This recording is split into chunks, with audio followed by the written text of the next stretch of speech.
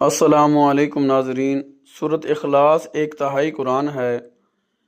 حضرت سیدنا ابو ہریرہ رضی اللہ تعالیٰ عنہ سے روایت ہے، حضور نبی اکرم صلی اللہ تعالیٰ علیہ وآلہ وسلم نے فرمایا کہ تمام صحابہ جو آس پاس موجود تھے جمع ہو جاؤ، میں تم پر ایک تہائی قرآن کی تلاوت کرنے لگا ہوں۔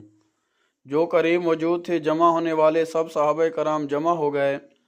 آپ صلی اللہ تعالیٰ علیہ وآلہ وسلم تشریف لائے اور سورہ اخلاص کی تلاوت کر کے واپس چلے گئے۔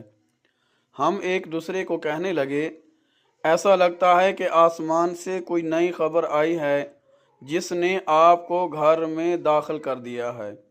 پھر حضور نبی اکرم صلی اللہ تعالیٰ علیہ وآلہ وسلم تشریف لائے اور فرمایا کہ میں نے تم سے کہا تھا کہ میں تم پر ایک تہائی یعنی قرآن کا تیسرا حصہ قرآن کی تلاوت کروں گا۔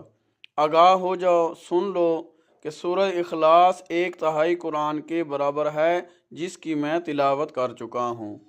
یعنی سورہ اخلاص ایک مرتبہ ہم پڑھیں گے اس طرح ہے کہ جیسے قرآن کا تیسرا حصہ یعنی 10 سپارے ہم نے تلاوت کی ہے، اس 10 سپاروں جیسا ہمیں یہ سورہ اخلاص پڑھنے کا ثواب ملے گا۔